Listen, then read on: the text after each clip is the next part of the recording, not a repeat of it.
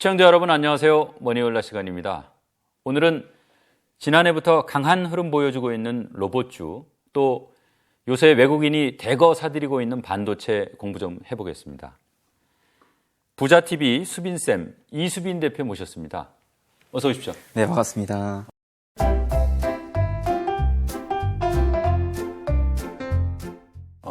직접 뵈니까 뭐 더 젊어 보이시네요. 이 작년부터 로봇주가 강한 흐름을 좀 보여주고 있어요. 네. 그 이유가 뭡니까? 저는 개인적으로는 예. 로봇주를 바라봤을 때 기존에는 산업적인 사이클로 봤었을 때는 기존에는 이제 어느 정도 태동기, 개화기에 있었다면 작년부터 본격적인 구조적 성장기에 진입했다라고 생각을 합니다. 그래서 그것 때문에 기존에는 로봇 관련주들이 사실 이슈 있을 때마다 단기적으로 상승했다가 다시 원위치로 돌아오고 계속 박스권에 머물러만 있었던 상황이 있었는데 이제는 대장격 기업들은 이미 흑자를 내고 있고 실적의 성장세를 타고 있으면서 그 외의 기업들 역시 마찬가지로 기존의 박스권을 뚫고 본격적인 우상향을 좀 만들어가고 있는 게 아닌가라는 생각을 하고 있습니다. 그러니까 이 죽음의 이른바 죽음의 계곡을 지난 개별 기업들이 이제 나오고 있다 이런 얘기군요. 네, 맞습니다.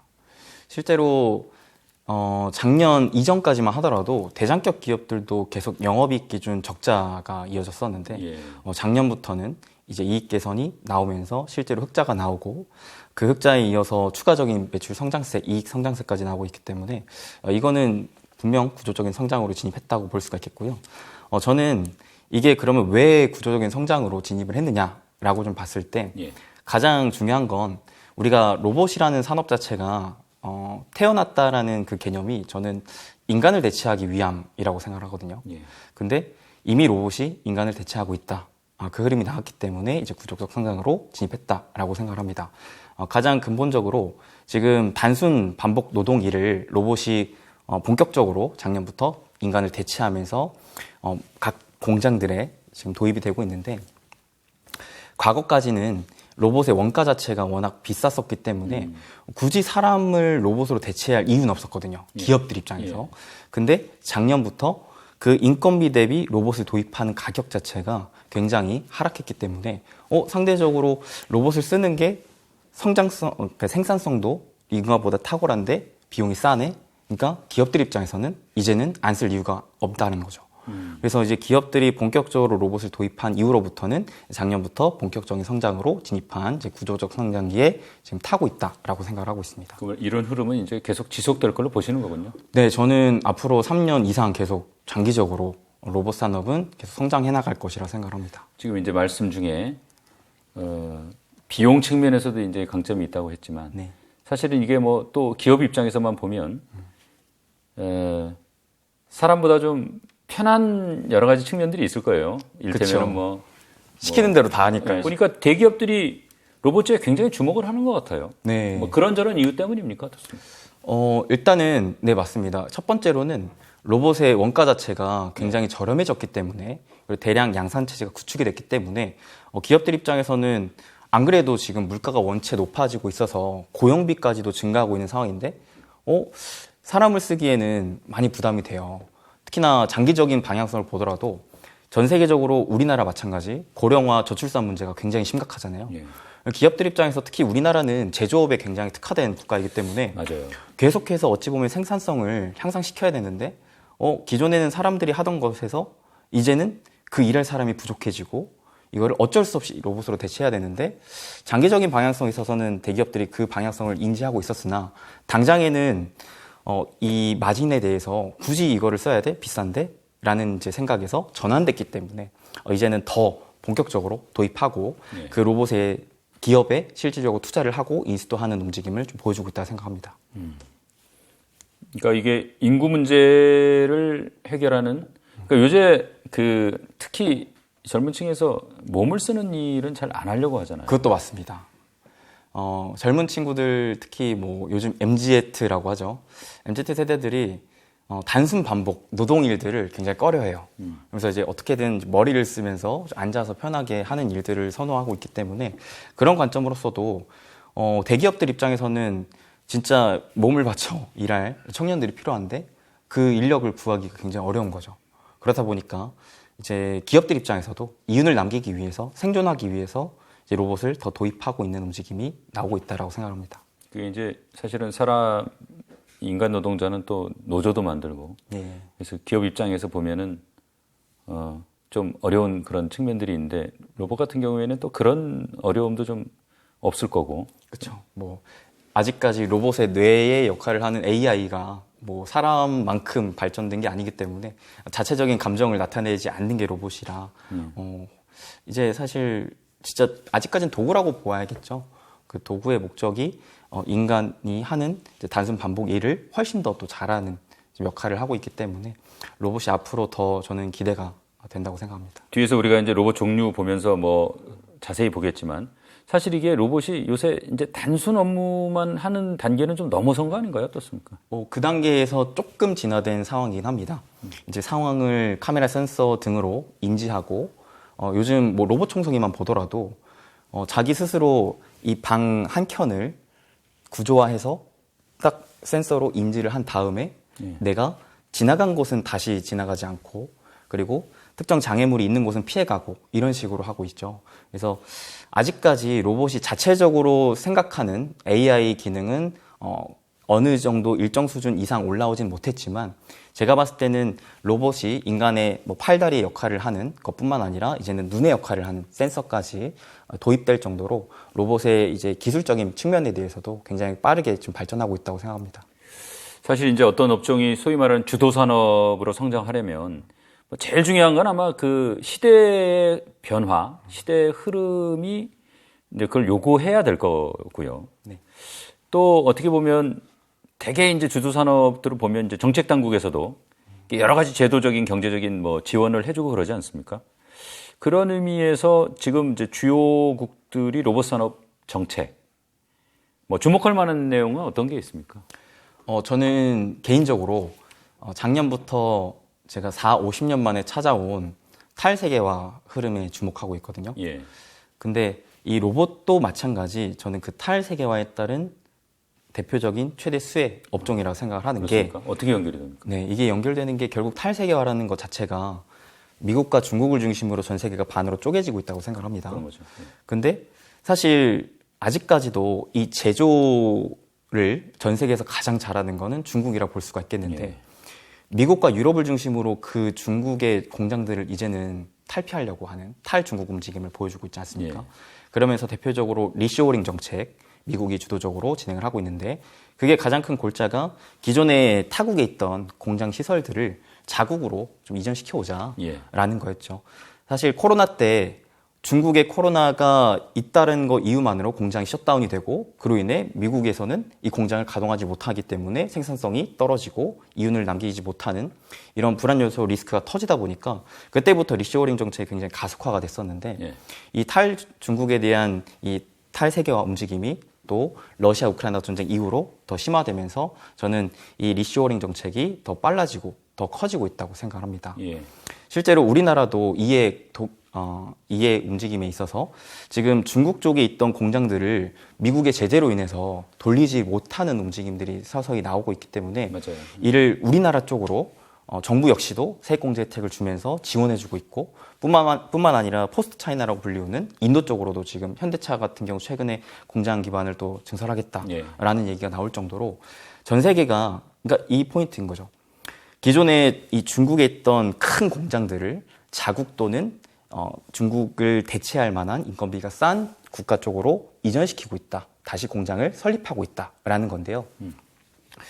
자, 근데 문제는 이거예요. 아까 말씀드렸던 저출산 고령화 문제가 우리나라만의 문제가 아니라는 거죠. 그리고 물가 상승 역시 우리나라만의 문제가 아니라는 거죠. 인건비도 있고. 그렇죠. 그렇기 때문에 기업들 입장에서 공장을 짓긴 하는데 공장이 완공되면 누가 일하냐는 거죠. 그래서 그 일할 인력을 지금 구하기도 어렵고 구하자니 또 너무 비싸니까 이를 우리나라뿐만 아니라 전 세계적으로 탈세계화 국면 리쇼어링 정책에 의해서 로봇이 점차 빨리 도입되고 있다라고 생각합니다.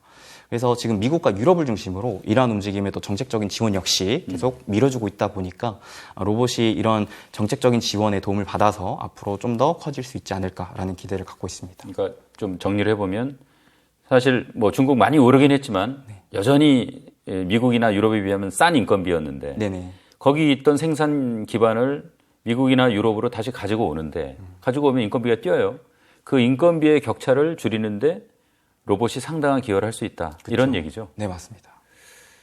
로봇이 이게 이제 뭐 종류도 참 다양한 것 같은데 네. 이제 로봇 산업 투자자들이 그래도 로봇에 대해서 어느 정도 좀 알아야 될 거 아닙니까? 맞습니다. 좀 그 상식을 좀 늘려주시죠.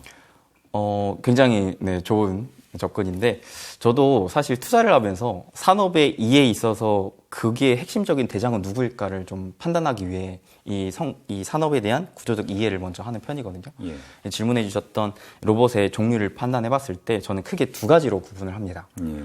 하나는 산업용 로봇, 반대로는 서비스용 로봇입니다. 예. 산업용 로봇은 쉽게 말해서 기업들이 생산성을 늘리기 위해 쓰는 이제 공장에 많이 들여놓는 로봇이라고 생각하시면 되는데 여기에서 최근 트렌드가 협동 로봇입니다. 협동 로봇은 기존 산업용 로봇 대비의 차이점이 뭐냐면 로봇을 기존의 공장에 들이려고 봤는데 로봇의 크기가 너무 큰 거예요. 그렇다 보니까 이 공장이 안 그래도 넓지가 않은데 이 큰 로봇을 넣자니 공장에 있어서 공간 효율화가 안 나고 예. 또한 그 큰 로봇을 굴리자니 전기도 많이 들어가고 그 다음에 사람이 쓰기도 매우 어려웠다라는 단점이 있었습니다. 예. 그리고 비용 역시 너무 비싸다는 단점이 있었죠. 근데 지금 당장의 기업들은 이렇게 크고 비효율적인 로봇이 필요한 게 아니라 좀 작고 컴팩트하면서 내가 비용적인 효율을 얻어낼 수 있는 산업 로봇을 원하는데 그게 바로 협동 로봇입니다. 크기도 많이 작아졌고 그리고 사람이 원하는 대로 입맛대로 쉽게 조작이 가능하고 공간에 대한 효율성도 좋고 그 다음에 지금은 렌탈 사업으로 이거를 많이 쓰고 있기 때문에 비용 역시 기존의 산업 로봇 대비 많이 절감된 상태로 이 협동 로봇 시장이 굉장히 빠르게 커져가고 있는데 이 협동 로봇이라는 게 그러니까 옛날에는 큰 로봇 하나가 여러 가지를 했는데 예, 맞습니다. 지금은 그런 기능들을 잘게 쪼개서 네. 크기도 줄이고 뭐 그러니까 전기 소모도 좀 줄이고 네. 해서 이렇게 조합을 해서 작업을 한다 이런 뜻인가요? 네, 맞습니다. 그러니까 가령 예시를 들면 기존의 로봇은 막 양팔 양다리가 있었던 상황이었다면은 이제는 이 한 팔만 쓰는 거죠. 한 팔만 써서 다리는 따로 있고 또. 그렇죠. 한 팔만 딱 내가 필요한 것에만. 왜냐하면 공장을 지금 들이는 곳이 대부분 대표적으로 반도체와 자동차 업종이 대표적인데 네. 얘네들이 하는 것은 조립하고 검사하고 그리고 분류하는 작업이 대부분이지 않습니까? 네. 그렇기 때문에 딱 하나의 팔을 가지고 조립하고 검사하는 이런 용도로 쉽게 사용할 수 있다는 장점이 있는 거죠. 그래서 삼성이 레인보우 로보틱스를 이번에 지분 인수를 하면서 굉장히 레인보우 로보틱스의 주가가 크게 올랐는데 이 레인보우 로보틱스 역시 그 협동 로봇에서 글로벌적인 경쟁력을 갖고 있기 때문에 그렇게 또 삼성이 인수한 게 아닌가라는 생각도 들고요. 기존의 이 협동 로봇 시장에서 글로벌적으로 탑5 안에 들고 국내 독보적인 1위를 위치하고 있는 기업이 두산 로보틱스라는 기업인데 네. 이 두산 로보틱스라는 기업을 올해 또 상장을 한다고 합니다. 예. 그래서 저는 개인적으로 이 기업의 상장 이후의 흐름도 좀 기대하고 있습니다. 그리고 반대로 서비스용 로봇이 있는데 예. 서비스용 로봇은 기업들이 쓰는 게 아니라 우리 이제 개인들이 좀 상용화적으로 쓰는 목적이라고 보시면 되겠고 대표적으로 이 씬에서 전문 서비스 로봇과 그리고 전문적이지 않은 로봇으로 나뉘게 되는데 전문적이지 않은 로봇은 우리가 굳이 이 로봇의 사용을 전문적으로 배우지 않아도 쉽게 쓸 수 있는 대표적으로 로봇 청소기가 있습니다.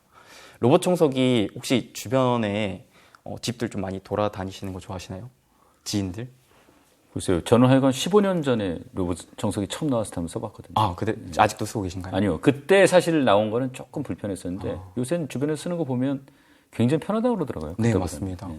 저도 요즘 들어 사실 또 5월이기 때문에 많은 분들이 결혼을 앞두고 있지 않습니까? 예. 그러면서 이제 집들이를 많이 가게 되는데, 이제 젊은 세대의 집들이를 가게 됐을 때 로봇 청소기가 꼭 있더라고요. 확실히 이 성능이 물어봤어요. 저는 이거를 드릴만 하냐? 비용도 생각보다 저렴하고 그 다음에 내가 청소하는 것보다 훨씬 깨끗하게 해준다더라. 이런 데 얘기가 있을 정도로 이 시장이 굉장히 빠르게 커져가고 있고요. 그다음에 전문 서비스용 로봇으로 말할 것 같으면 우리가 이제 밥 먹으러 갔을 때 서빙을 해준다든지 아니면 커피를 만들어준다든지 치킨을 튀겨준다든지 이러한 로봇이라고 볼 수가 있겠습니다. 이러한 로봇들 역시 마찬가지로 지금 일하려고 하는 사람들이 많이 부족해 있는 상황이기 때문에 각 이제 중소기업들 입장에서도 그런 로봇들을 좀 빨리 도입하고 있는 움직임이기에 앞으로 이제 중장기적으로 크게 성장할 수 있지 않을까라는 기대를 갖고 있습니다. 그러니까 이게 또 안전이 문제가 될 수 있는, 사람이 다칠 수 있는 그런 분야에서도 로봇이 좀 많이 사용되는 거 아닌가요? 어떠세요? 맞습니다. 그런 부분은 아무래도 이제 방산 쪽으로 많이 쓰여지고 있는데, 그쪽은 지금 로봇이 가장 크게 쓰임새를 받고 있는 건 이제 드론과 이제 협작해서 그러니까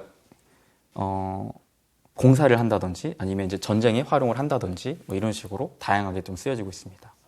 그러니까 이 로봇의 활용도가 참 무궁무진하군요. 맞습니다. 우리나라에 이제 로봇 기업들이 꽤 있죠. 네네. 뭐 그 중에서 이제 투자자 입장에서 좀 알아야 할 만한 뭐 시장을 선도하고 있는 대표 기업들 어떤 게 있습니까? 좀 자세하게 설명 좀 해주십시오. 우선은 지금 현재로서는 아무래도 이 전체 로봇 시장의 캐파를 봤을 때 비교적 산업용 로봇이 서비스용 로봇보다 더 앞서 있는 건 사실입니다. 네. 워낙 서비스용 로봇이 기술적으로 많이 발전돼야지 커져갈 수 있는 산업이고, 대기업이 아닌 중소기업들이 접목을 시키기에는 아직까지 현실적인 어려움이 크기 때문에 지금 대기업을 중심으로 한 산업 로봇이 많이 커져가고 있는데, 이 중에서도 이제 아까 말씀드렸던 협동 로봇이 새로운 트렌드로 자리 잡히고 있으면서 커져가고 있기 때문에 국내 기업 중에서는 이 협동 로봇에 국내 기준 탑3에 들만한 기업이 아까 두산 로보틱스, 그다음에 레인보우 로보틱스, 그다음에 이제 뉴로메카 정도가 있습니다. 다만 뉴로메카는 아직까지 흑자가 뚜렷하게 나오고 있지 못하고 있습니다. 그래서 사실 안정적으로 투자하는 데 있어서는 저는 개인적으로 올해 상장을 하게 된다면 두산 로보틱스 쪽을 차라리 좀 주목해보는 게 좋지 않을까 싶습니다. 지금 특별히 뭐 주목하고 계신 로봇 기업이 만약에 있다면 뭐 지금 말씀 나온 기업 중에 있을 수도 있겠지만 네. 뭐 소개해 주시고 이유도 좀 자세하게 설명 좀 해주세요. 저는 이제 뭐 단기 매매도 좋아하지만 장기 투자도 좋아하거든요. 장기 투자 관점으로 뭐 3년 이상 본다라고 따져봤을 때 지금 당장에는 이 협동 로봇 시장이 굉장히 주목을 받고 있지만 결국에는 앞으로 성장세 그리고 커져갈 수 있을 만한 성장률적인 측면을 봤을 때는 서비스용 로봇이 훨씬 더 큰 시장이라고 생각합니다. 근데 여기에서는 결국 핵심이 뭐냐? 이 중에서도 현재 가장 빠르게 커져가고 있는 게 바로 물류 로봇입니다. 물류. 예. 지금 코로나 이후로 언택트 문화가 어느 정도 자리를 잡으면서 쿠팡 같은 기업이, 정말 아마존 같은 기업이 엄청난 성장세를 보여줬지 않습니까? 그만큼 우리가 뭐 택배를 시킨다든지 배달을 시킨다든지 이런 물류들이 너무나 많아지고 있는 상황인데, 그 상황 속에서 마찬가지로 인간이 모든 일을 하기에는 현실적인 제한이 많기에 이를 로봇이 점차 대체하고 있습니다. 근데 물류 로봇 같은 경우에는 가장 중요한 게 센서가 가장 중요합니다. 내가 인간이 시키지 않아도 자동으로 전방을 살펴보고 스스로 인지해서 이동하고 물건을 가지고 오고 배송시키는 작업을 로봇 스스로가 해야 되기 때문에 가장 우선시 이 카메라 센서 부분이 중요하고, 이 자율주행에 있어서의 기술력을 갖고 있는 로봇 기업이 앞으로는 크게 저는 주목을 받지 않을까라고 생각을 하는데요. 알아서 할 수 있는 로봇을 만드는데 유리한 조건이라 이거죠. 그렇죠. 근데 그 중에서 사실 우리나라 기업들이 글로벌 기업 대비 뭐 기술력이 좀 뒤처지고 있는 건 사실이지만, 그나마 국내 기업 중에 제가 눈여겨보고 있는 건 30년 이상간의 경험치를 쌓은 상황에서 자율주행에 대한 기술력을 도입했고, 그 중에서 이제 그나마 대기업의 투자를 계속적으로 받고 있는 건 로보티즈라는 기업이 있습니다. 로보티즈는 이미 이 근처 이제 여의도 근방에서 실질적으로 이 직장인들의 그 점심을 배송해주는 로봇으로 지금 테스트 단계, 실증 단계에 좀 접어들고 있는 상황이고요. 이게 이제 상용화가 된다면 시장이 좀 많이 커질 수가 있겠죠. 또한 아직까지 정책적으로 국내에 있어서 이 로봇이 자유롭게 돌아다니는 데 있어서 이 규제가 좀 많습니다. 이거를 아직 우리 인간의 도보 느낌으로 아니고 어느 정도 이동시설로 좀 여겨지는지라 차도로만 다녀야 되고 인도로는 접근하지 못하는 이런 이제 아직 규제가 많이 있는데, 이게 이제 점차 풀려가는 과정에 있기 때문에 이게 풀리면 풀수록 해당 기업들의 보다 더 이 디벨롭이 될 수 있다라고 생각하고요. 반대로 대기업의 투자는 받고 있지 못하지만 작년 4분기 기준 드디어 적자에서 흑자로 전환되면서 기존에 이 라이다라고 하는 자율주행에 있어서 핵심 기술력을 보유한 기업이 유진 로봇이라는 또 기업이 있습니다. 둘 다 중소형 기업이기 때문에 앞으로 이 시장이 커져가면 커져갈수록 더 이제 위로 올라갈 수 있을 만한 성장 동력이 좀 많지 않을까 생각을 해서 개인적으로는 장기적으로 관심을 갖고 공부하고 있는 기업입니다. 로봇 관련주가 사실 지난해부터 참 많이 올랐잖아요. 네, 맞습니다. 이제 투자자 입장에서는 늘 야, 아무리 좋은 회사도 비싼 건 좀 곤란한 거 아닌가 이런 이제 생각을 하면서 투자를 하지 않습니까? 맞습니다. 지금 투자해도 됩니까? 어떻습니까? 저는 지금은 아니라고 생각합니다. 근데 다만 3년 뒤, 5년 뒤 이런 장기적인 플랜을 갖고 내가 어느 정도 가격 및 기간 조정을 차분하게 바닥에서 다져갈 때 그럴 때마다 조금씩 사서 모아가겠다라고 생각하는 투자자분들이라면 지금부터 조금씩 접근해 보는 건 나쁘지 않다라고 생각합니다. 물론 저도 작년부터 이게 기존의 개화기에서 성장기로 진입했다라는 게 눈에 보였을 때부터는 로봇을 사실 올해 초까지 계속해서 많이 같이 공부하는 취지로 영상을 많이 올렸었는데 이렇게 또 초대해 주셨을 때도 많이 설명도 해드리고 근데 이게 사실 시장에 지금 힘도 강하지 않고 그리고 말씀해 주셨다시피 아무리 좋은 기업이더라도 마냥 계속 올라가기만 하는 건 또 없다 보니까 특히나 로봇 같은 경우에는 2차 전지에 대비해서 아직까지 뭐 뚜렷한 실적이 나오는 기업들도 많지 않다 보니까 투자하기 더 어려운 건 사실이라고 생각합니다. 다만 그래도 성장성은 우리가 좀 볼 수 있기 때문에 주가가 많이 올라가지 않은 좀 바닥을 다져가고 있는 구간에서는 시간에 투자한다는 관점으로 좀 차분히 접근해 보시면 좋겠다라고 생각합니다. 사실은 주식은 쌀 때 사야 되는데 그 쌀 때는 눈에 잘 안 들어온단 말이에요. 문제는. 그렇죠.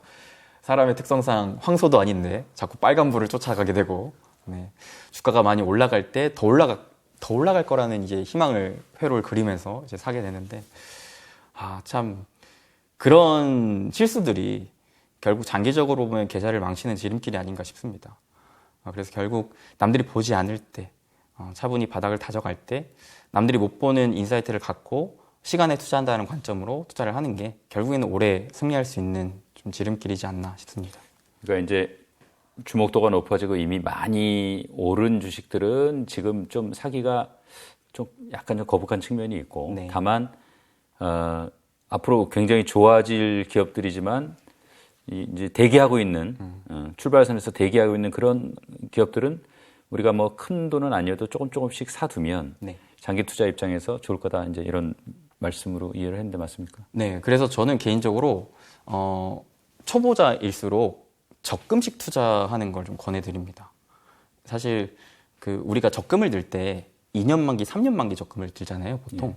근데 그런 거는 내가 생각하지 않고 매달 정해진 날짜마다 자동 이체가 되면서 적금을 들잖아요. 근데 이런 식으로 주식을 한번 보면 어떨까? 내가 이 산업의 성장성을 3년 이상 좋다라고 판단을 한다면 당장에 돈 벌 생각 말고 꾸준하게 달에 정해져 있는 기간 맞춰서 일정 금액을 조금씩 사모으는 전략을 취하면서 3년 이후에 수익을 한번 기대해 보는 게 좋지 않을까라고도 생각을 합니다. 예. 이제 로봇 시장이 커지면 같이 동반해서 이제 커지는 산업들도 있을 거 아닙니까? 어떤 것들이 있습니까? 저는 대표적으로는 크게 두 개를 보고 있습니다. 예. 첫 번째는 로봇이 추가적으로 성장하기 위해 뭐가 필요한가? 결국 필연적으로 따라와야 하는 산업인 거죠. 이거는 결국 AI, 인공지능이라고 보고 있고요.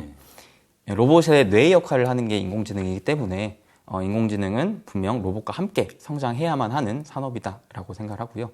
근데 이는 성장해야만 하는 산업이기 때문에 당장에는 이제 기대감적인 측면이 크지 실질적으로 기업들이 돈을 버는 거는 좀 제한적이지 않을까 싶습니다. 예. 아무래도 투자의 단계가 훨씬 클 것이기 때문에 반대로 로봇이 성장함에 따라 같이 클 수 있을 만한 산업은 뭐가 있을까라고 봤을 때 저는 대표적으로 스마트 팩토리를 꼽고 있습니다. 예. 왜냐하면 지금 로봇을 도입하는 구조 자체가 1차적으로는 대기업들이 공장에 들이기 위함이잖아요.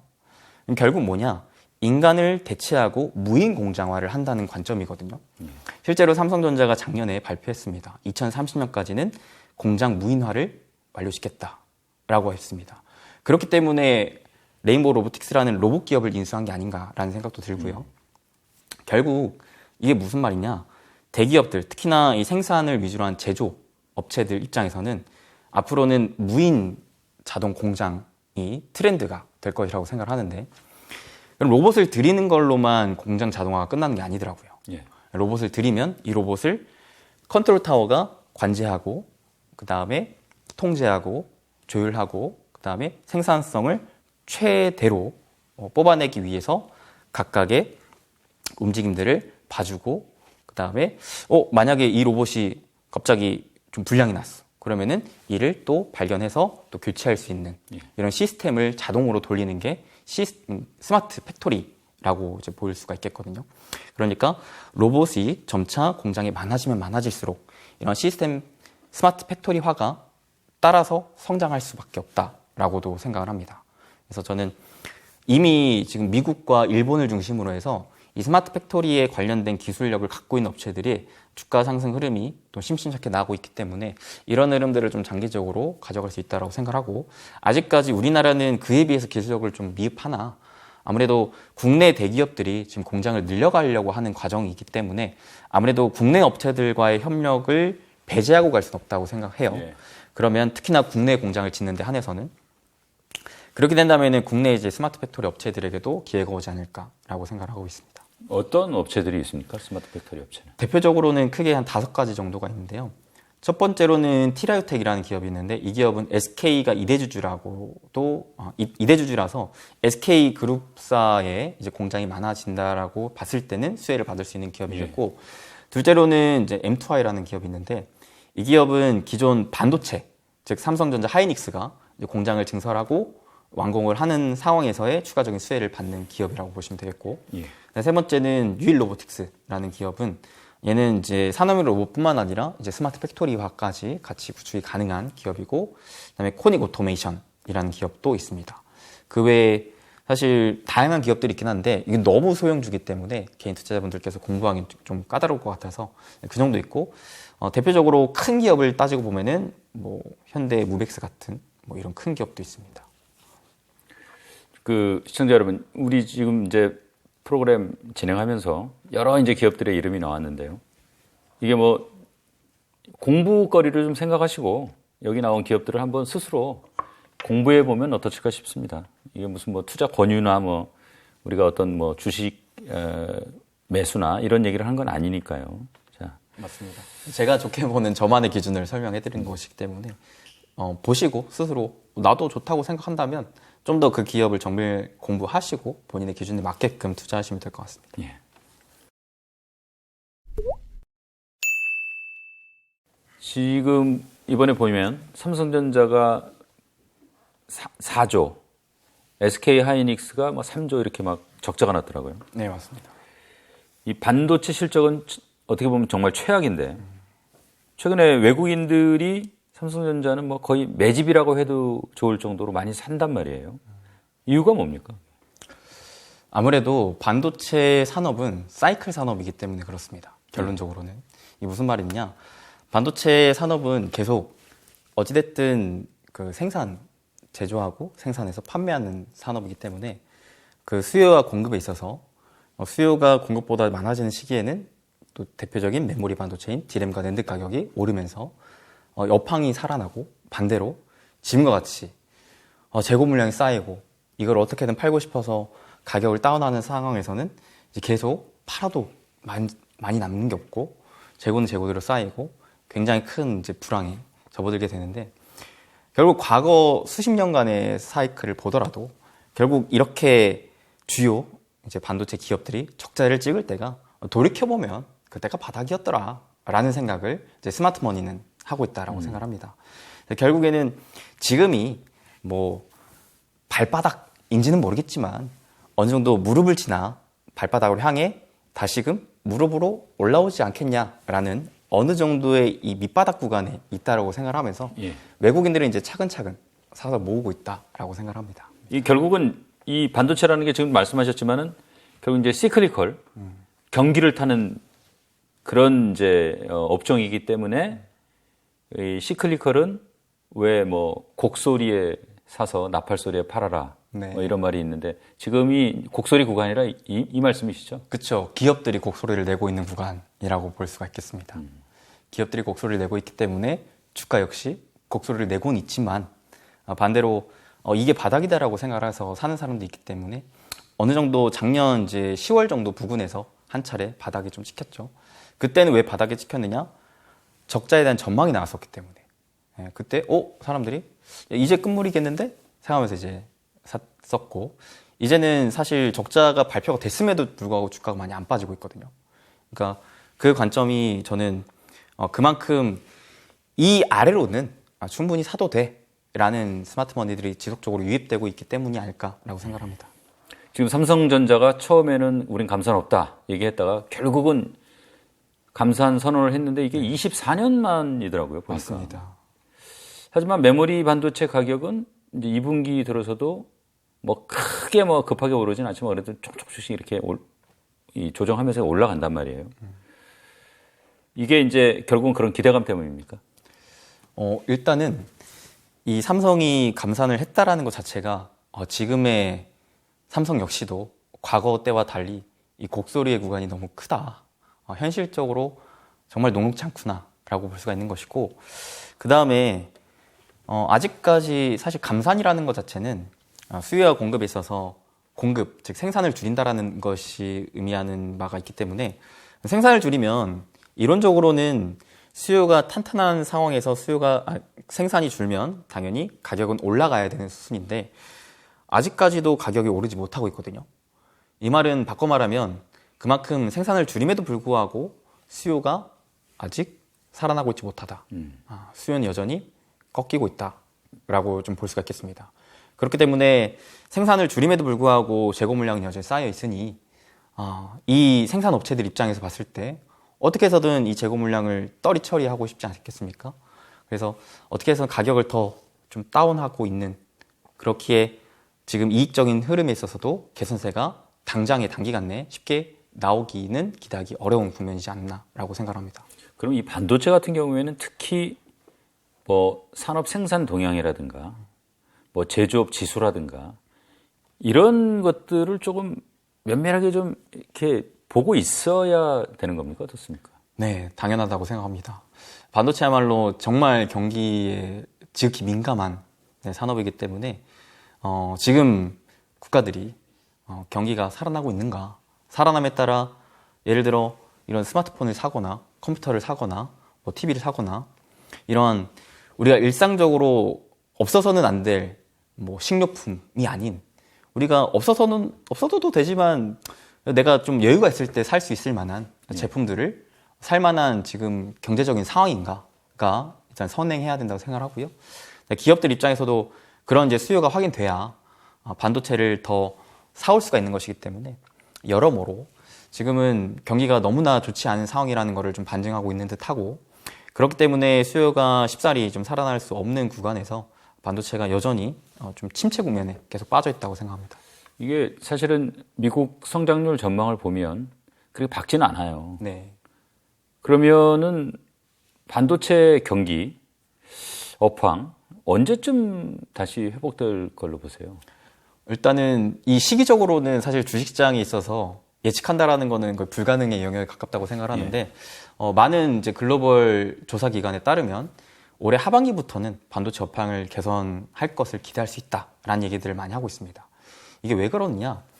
첫 번째로는 계속 고사했던 삼성전자 역시 지금 감산을 대대적으로 발표했기 때문에 그게 가장 큰 것 같고요. 기본적으로 생산이 많이 줄기 때문에 수요가 더 꺾이지 않고 어느 정도 지탱만 해줘도 가격은 다시 인상되면서 회복할 수 있는 구간으로 갈 수가 있는데 그런 흐름을 아무래도 삼성전자가 감산을 발표한 한 반년 정도 후인 올해 하반기 정도부터를 지금 보고 있는 듯합니다. 근데 한 가지 저는 그거는 어느 정도 좀 긍정적인 전망이라고 생각하고요. 저는 길어지면 내년까지도 좀 봐야 되지 않을까라고 생각을 하는 게 말씀해 주셨다시피 지금 미국의 경제 성장률이 좀 녹록지가 않은 시대적인 상황이잖아요. 예. 그리고 지금 미국의 디폴트에 대한 우려감도 있고 물론 뭐 가능성은 많이 낮겠지만 우리나라만 보더라도 경기 이 성장률이 많이 꺾이고 있는 상황에서 수출의 하락세가 지속적으로 이어지고 있습니다. 예. 그러니까 결국에는 뭐냐? 우리나라뿐만 아니라 글로벌리 경기 침체 국면으로 빠지게 된다면 결국 기업들도 새롭게 투자하는 게 꺼려질 테고 많은 이제 일반적인 대중 역시도 이 제품들을 구매하는 것 자체가 굉장히 조심스러워질 수가 있는 것이기 때문에 이게 단순 너무 긍정적으로만 바라보기는 어려울 것 같다. 물론 이제 바닥은 어느 정도 좀 잡힌 듯 하나 이게 많은 분들이 기대하고 있는 바닥 잡았으니까 올라가자 이게 아니라 바닥 잡았는데 좀 더 지켜보자 라는 관망세가 좀 더 길어지지 않을까라는 생각을 좀 가져봅니다. 그러니까 소위 말해서 오르는 추세는 분명히 이제 오겠지만 네. 거기에 걸리는 시간이 얼마가 되느냐 이 부분에 대해서는 그렇게 너무 이렇게 긍정적으로 야 올해 하반기면 좋아질 거야 이게 아닐 수도 있다는 거죠. 네, 맞습니다.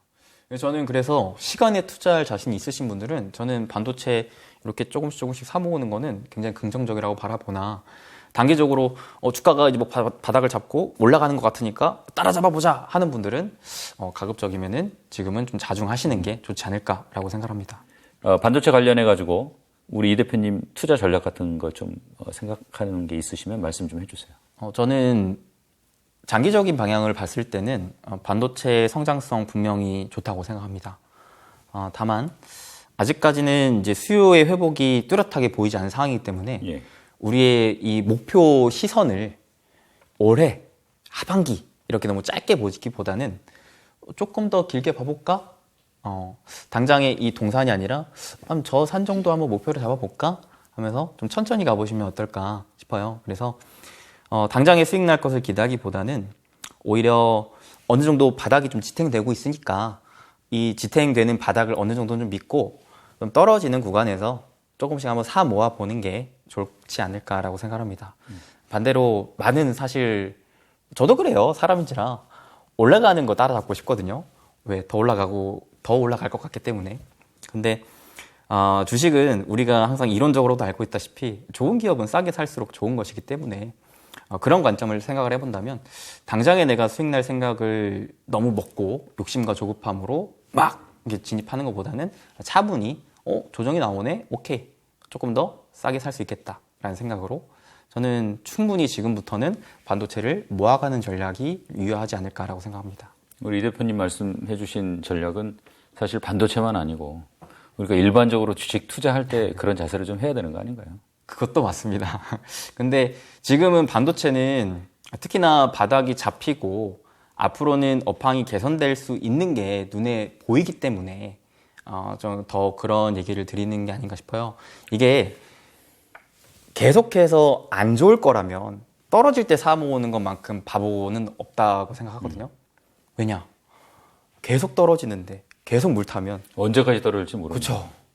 여기 뭐 지하 나는 이제 1층 다졌다고 생각해서 샀는데 지하 1층, 2층, 3층 계속 내려가는 거니까 그런 게 아니니까 말씀하셨다시피 반도체는 경기 민감, 시그니컬 산업이고 이렇게 안 좋은 최악의 상황을 벗어난다면 분명 또 좋아질 수 있을 만한 국면으로 갈 수 있기 때문에 그런 방향성에 대한 이 사이클적인 흐름을 이해하신다면은 지금 이렇게 기업이 곡소리를 낼 때 그 기업의 앞으로의 성장성을 보는 투자자라면 믿고 투자해 보는 것도 괜찮겠다라고 생각합니다. 사실은 이제 그 관련해서 자, 반도체 업황이 좋지 않지만 외국인은 사고 있고 네. 또 그 주인공인 삼성전자는 자, 이번에 반도체 초격차를 위해서 300조 투자하겠다 발표했어요. 그러니까 어떻게 보면 그것도 우리가 이제 앞으로의 흐름 이런 걸 좀 예상하는데 좀 도움이 되는 어떤 판단의 근거가 되지 않을까 싶은데 네. 지금 이 300조 대략적인 투자 내역 또 이 300조 투자의 의미 이런 건 어떤 거예요? 일단은 이 300조를 구체적으로 어떻게 투자를 하느냐에 따라서는 제가 이제 자료로 좀 준비하도록 하겠고 일단은 우리가 주목해봐야 되는 건 이거라고 생각해요. 삼성은 지금 많은 분들이 아시다시피 반도체 적자를 내고 있습니다. 예. 그만큼 곡소리를 내고 있는 상황인데 그러면 상식적으로는 이렇게 좋지 않으면 좀 걸어 잠그고 좀 보수적으로 좀 마진을 남기는 쪽으로 진행을 해야 되는 거 아니야? 라고도 생각할 수 있겠는데 삼성은 오히려 되려 300조를 반도체에 투자를 했어요. 예. 그만큼 반도체에 있어서 좀 사활을 건다라는 것이고 반도체야말로 이제는 국가 대항을 떠나 기업적인 경쟁을 떠나 이제는 국가의 좀 대항 국면으로 좀 넘어온 게 아닌가. 사실 이번에 삼성이 300조짜리를 반도체 할 수 있었던 가장 큰 원인도 정부의 정책적인 지원이 한몫했다고 생각을 하거든요. 예. 왜냐하면 세액공제 혜택을 과감하게 좀 쏟아 부어줬으니까 삼성 역시 이에 응하는 움직임으로 국내 용인 클러스터를 구축한다라고 하지 않습니까? 그래서 저는 특히나 이제 아까 로봇 얘기를 같이 공부할 때 탈세계화에 저는 주목하고 있다고 했는데, 탈세계화에 있어서 미국과 중국을 중심으로 국가들이 이 반으로 쪼개지면서 굉장히 알게 모르는 국가 이제 대항을 하고 있는 상황에서 크게 저는 세 가지로 싸우고 있다고 생각하거든요. 예. 첫째로는 에너지입니다. 에너지고, 둘째로는 무력적인 방산에 대한 부분이고, 세 번째는 반도체입니다. 반도체가 또 차세대 기술의 가장 또 중요한 요인이기 때문에 반도체를 지금 미국과 중국이 어떻게 해서든 사수하기 위해서, 미국 입장에서는 중국을 압박하기 위해서 반도체에 있어서 계속 제재를 걸고, 어떻게 해서든 치포 동맹으로 미국이 또 취약한 생산 라인을 확보하기 위해서 이제 대만과 우리나라 쪽으로 손을 좀 뻗치고 있다라고 좀 볼 수가 있겠는데, 그러니까 삼성전자도 이러한 흐름을 좀 인지했기 때문이지 않을까. 그래서 더더욱 이 반도체에 있어서 생산을 제쳐두고도 이 초격차, 특히나 지금 TSMC와의 경쟁에 있어서 우위를 점하기 위한 이제 초격차의 기술력뿐만 아니라 생산성까지도 확보할 수 있게끔 300조 투자를 발표한 게 아닌가라는 생각을 갖고 있습니다. 그래서 대한민국 국민 입장으로서는 이제는 반도체가 기업 간의 경쟁 국면을 벗어나서 어찌 보면은 이제 국가의 권위와 국가의 경쟁력을 확보하기 위한 하나의 또 수단이 되고 있다고 생각하고 있기 때문에 저는 대한민국 국민 입장으로서 그 삼성의 투자 움직임에 좀 응원을 하고 좀 지지를 하고 있습니다. 이게 사실은 경제적인 측면만이 아니고 이를테면 TSMC 없는 대만, 네. 삼성전자 없는 대한민국을 상상을 해보면 매력도 확 떨어지죠. 그렇죠. 그래서 이게 우리가 이제 세액공제하는 과정에서 논란도 있고 뭐 대기업에 특혜 주는 거냐 이런 얘기도 많이 있었지만 네. 그런 면에서는 어떻게 보면 반도체는 좀 과감하게 이렇게 지원해 줄 필요가 있는 거죠. 네, 저 개인적으로는 그러한 움직임에 굉장히 좀 응원해주고 싶고, 그로 인해서 삼성전자가 또 세계 1위 반도체 기업이 좀 되기 위해 좀 지지해주고 싶습니다. 파운더리도 좀 잘 됐으면 좋겠는데 말이죠. 맞습니다. 지금 그러니까 이 300조 투자도 세부적으로 따져보면 사실상 삼성전자가 가장 잘하는 세계 2위의 점유율을 차지하고 있는 메모리 반도체가 아니라 대부분 다 비메모리 시스템 반도체 측면이거든요. 예. 그래서 결국에는 삼성전자도 추구하는 방향성 자체가 TSMC 잡겠다, 우리 1위로 올라가겠다라는 이제 포부가 좀 이게 한 번에 좀 와닿는 게 아닌가 싶고요. 저는 그래서 물론 반도체 투자를 할 때 이 사이클 흐름을 타고 이제 투자를 하실 거라면 상대적으로 메모리 쪽이 접근하기 편하실 거예요. 근데 이러한 앞으로 중장기적인 좀 커져가는 성장성을 눈여겨본다면 저는 지금은 삼성전자가 비메모리 시스템 반도체 측면에서는 메모리 단에 비해서는 많이 약한 건 사실이나 앞으로 이제 장기적인 방향성에 있어서는 이 시스템 반도체 비메모리 쪽으로 좀 더 투자의 방향성을 넓혀보는 게 좋지 않을까라고 생각을 하고 있습니다. 이 300조라는 게 참 큰 돈인데 결국은 삼성이 이 300조를 쓰면 수혜를 받는 뭐 다른 기업들이 있을 거 아닙니까? 네. 이 뭐 어떤 업종들이 있어요? 우선은 삼성이 이제 시스템 반도체 비메모리 쪽으로 투자를 한다라고 지금 발표했기 때문에 이와 관련해서 산업의 이해를 한번 해보겠습니다. 시스템 반도체에 있어서 지금 삼성전자가 하고 있는 부분은 비메모리는 크게 4가지 순서로 진행이 된다라고 생각을 하는데요. 첫째, 반도체를 설계하는 겁니다. 예. 그 다음에 이 설계를 생산업체에게 넘기면 생산업체, 즉 파운드리 업체가 그 설계 도면을 따라서 찍어내고 예. 찍어낸 반도체를 가지고 조립을 합니다. 우리가 쉽게 컴퓨터나 핸드폰 뜯어보면 초록색 기판이 있죠. 예. 여기에다가 반도체 칩을 어떤 식으로 이제 딱 조립해서 하나의 반도체로 완성을 하느냐에 이 조립 부분이 있고, 마지막 조립이 다 되면은 그게 정상적으로 작동을 하는가, 불량은 아닌가에 대한 이제 검사를 하게 됩니다. 그렇게 이제 완성돼서 검사까지 완료한 반도체를 판매하게 되는데, 삼성은 지금 생산을 가장 잘합니다. 예. 네. 그래서 생산에 대한 캐파를 늘리는 것도 늘리는 건데, 삼성의 가장 취약한 부분은 설계단. 아무래도 이 설계단에서 이 같이 협력하는 기업들이 상대적으로 이 TSMC 비해서는 좀 약하기 때문에 삼성의 기술적인 발전이 크게 지금 나오고 있지 못하다고 생각을 하고 있거든요. 맞아요. 실제로 TSMC는 지금 전 세계적으로 설계단에서 글로벌리한 기업들과 같이 놀고 있습니다. 대표적으로 애플이죠. 그러니까 이런 거예요. 예를 들어 내가 빵을 만드는데 내가 계속해서 똑같은 방법으로 빵을 만들고 있는데 옆에서 브레인이 야 이런 식으로 빵을 만들어 보면 어떨까? 이것보다는 이게 식감이 좀 더 좋을 것 같고 이렇게 하면은 좀 더 원가 절감이 되면서 빵을 더 크게 맛있게 만들 수 있을 것 같아 라고 하는 사람이 지금 삼성은 부족한 거죠. TSMC에 비해서. 그걸 생태계라고 하죠. 그렇죠. 그러다 보니까 삼성은 일단 지금 가지고 있는 돈에서 첫째로 M&A를 이 설계단 기업으로 하지 않을까라고 좀 기대를 하고 있는데 그거는 지금 뭐 가시적으로 나온 건 아니니까 예. 투자에 있어서 불확실성보다는 좀 더 확실한 곳에 집중을 하는 게 좋으니까 저는 이거는 이제 삼성전자가 해결해야 될 문제라고 생각하고 삼성전자가 투자를 함에 따른 수혜를 받아봤을 때는 그 밑단의 기업들을 보는 게 좋겠다라고 생각합니다. 즉 삼성전자는 지금 비메모리단 시스템 반도체에 있어서 생산을 많이 하려고 합니다. 그러면 누가 필요하냐? 파트너가 필요해요. 이 많은 양의 반도체를 조립하고 검사해 줄 수 있을 만한 파트너들. 결국 이 하위 업체들이 반도체의 이 외주 물량을 받아서 계속 같이 커져갈 수 있는 수혜 기업이라고 생각합니다. 그게 우리가 이제 좀 어려운 말로 오사트 기업이라고 하는데요. 네.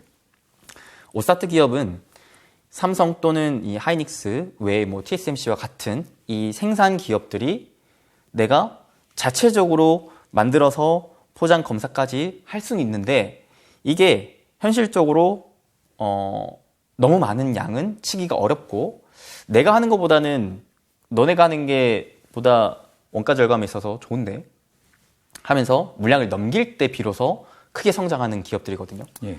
그렇기 때문에 저는 이 삼성전자가 지금 300조 투자 움직임이 있어서 특히나 공장이 완공이 되고 생산성을 늘린다라고 봤을 때 그 흐름에 맞춰서 장기적인 방향성으로는 이 오사트 기업들이 분명 큰 수혜를 받지 않을까라고 생각합니다. 대표적인 기업으로는 네페스 아크, 두산 테스나, 하나 마이크론 이런 기업들이 있습니다.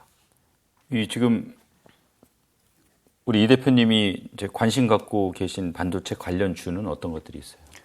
저는 개인적으로는 탈세계화 쪽으로 좀 더 포커싱을 맞춰봤을 때 지금 미국과 중국을 중심으로 해서 특히나 미국이 뭘 하고 있냐. 생산 라인은 그래 대만 TSMC, 한국의 삼성전자 우리 편을 만들어서 미국에 공장 짓게 만들고 생산성 확보하면 돼. 오케이. 근데 문제는 반도체에 있어서 많이 찍어내는 게 다가 아니라는 거죠. 얼마나 더 고성능의 반도체를 만들 수 있느냐. 예. 이게 결국엔 핵심적인 문제인데 그 문제를 해결하기 위한 부분에 즉 기술적인 초격차를 이뤄내는 데 있어서 큰 자금을 투자하고 있는 게 지금 미국입니다. 네. 저는 그 흐름에 주목을 하고 싶어요. 그럼 과연 반도체 더 고성능의 반도체를 만드는데 뭐가 필요할까? 어디에 투자를 하고 지금 삼성전자뿐만 아니라 TSMC가 반도체를 만드는 데 있어서 결국에는 얘네들도 서로 경쟁하는 데 있어서의 지금 뭐 10나노부터 7나노, 5나노, 3나노 이렇게 초나노 기술 경쟁을 펼치고 있잖아요. 예. 이런 상황에 얘네들도 어떻게 해서든 더 더 이제 막 소형화하고 뿐만 아니라 수율을 높이는데 포커싱을 계속 맞출 텐데 그게 과연 어디에서 나올까? 결국 저는 반도체 장비라고 생각합니다. 실제로 슈퍼을이라고 불리우는 세계적인 기업 있죠. ASML. 이 기업이 이 초나노 미세 공정을 돕기 위한 반도체 장비를 만들어서 대표적으로 TSMC, 삼성전자에게 납품하는 기업으로도 유명한데 이 기업은 여전히 그런 생산 기업들이 그 반도체 장비를 하나를 사기 위해서 줄을 서 있는 기업으로도 유명합니다. 근데 저는 개인적으로 우리나라에도 이러한 슈퍼을이 될 만한 기업들이 몇몇 있지 않나라고 생각을 합니다. 예. 물론 쉽진 않겠지만 이 반도체 장비에 있어서는 크게 전공정과 후공정으로 나뉠 수가 있는데 예. 사실 기존에는 전공정 쪽이 많이 유력하고 여고 관련된 기업들이 크게 많이 올랐었어요. 예. ASML도 대표적이었고요. 근데 지금 또 이 반도체 업황의 트렌드가 뭐냐면 전공정이 있어서 우리가 계속 초나노, 10나노, 5나노, 3나노로 가고 있는데 이게 가면 갈수록 너무 어렵네. 무의 법칙으로 인해서 우리가 특정 시간에 맞춰서 시간이 지나면 지날수록 기술력이 점점 발전돼야 되는데 이게 한번 막힌 거예요.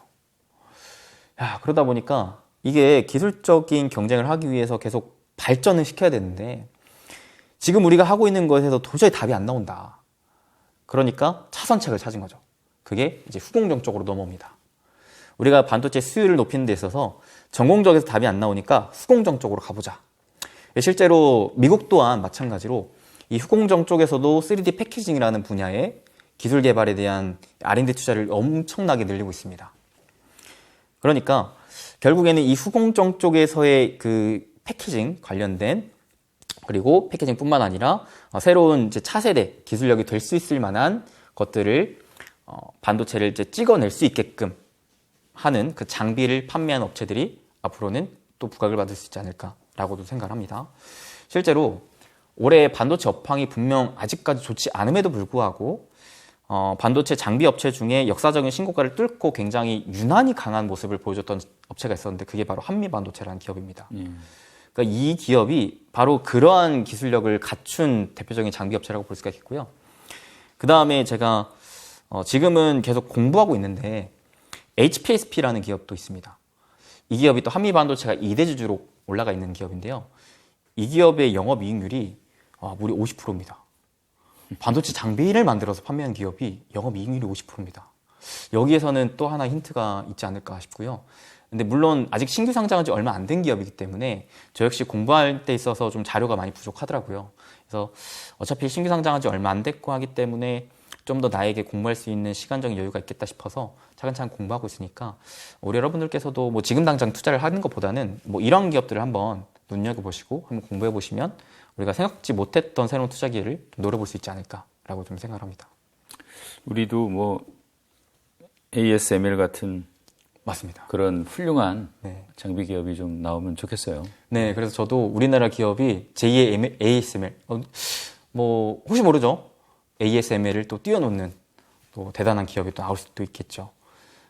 사실 우리나라도 특히나 그 일본의 또 대립 관계에 있어서의 반도체 소부장이 타격을 받았을 때부터 우리나라 정부 역시 국내 소부장 기업들에 많은 지원을 해주고 투자를 해주고 있기 때문에 그런 지원과 정책들의 힘을 받아서 국내 특히나 또 장비 업체들이 좀 힘을 보여줬으면 좋겠습니다. 그러니까 예를 들어서 2차 전지 같은 경우에는 그런 여러 산업의 생태계가 잘 우리나라 안에 다 갖춰져 있는데 반도체는 보면 이제 설계는 역시 미국이 네. 제일 잘하고 소재는 일본이 강하고 맞습니다. 장비는 또 뭐 미국이나 이제 유럽. 맞습니다. 우리는 이제 사실은 반도체 자체를 만드는 걸 잘하는데 네. 어떻게 보면 그런 면에서는 좀 2차 전지에 비해서 취약한 구조를 갖고 있는 거 아닌가 그런 생각도 들어요. 맞습니다. 전체 생태계에 있어서 봤을 때는 다른 나라에 비교를 하고 또 2000년이랑 비교를 해봤을 때는 취약한 부분이 좀 많은 것 같습니다. 그래서 실제로 최근에 또 기사를 보니까 우리나라가 일본에 또 반도체 소부장을 또 협력한다라고 발표했지 않습니까? 이런 부분이 아직까지는 우리나라가 자체적인 생태계를 구축하기에는 현실적인 무리가 있다라고 좀 보여지고 결국에는 우리나라가 또 K 반도체가 K 배터리 못지않는 또 우리나라의 국력을 높일 수 있는 또 시대적인 국가의 위상을 높이는 또 하나의 큰 산업이 되기 위해서는 삼성전자, SK 하이닉스뿐만 아니라 설계도 설계지만 이런 국내 반도체 소부장, 중소기업들의 힘이 좀 커져야지 그게 가능할 것 같고 그에 있어서 투자자로서 또 그런 기업들에 또 투자를 하면서 우리나라 반도체에 있어서 앞으로 성장성을 좀 같이 기대해 봤으면 좋겠습니다. 시청자 여러분, 오늘 뭐 여러 이제 기업 얘기도 나오고 또 로봇 반도체 관련해 가지고 여러 대화를 나눴는데요. 공부하시는데 좀 도움이 됐으면 좋겠습니다. 이 대표님 오늘 고맙습니다. 네, 감사합니다.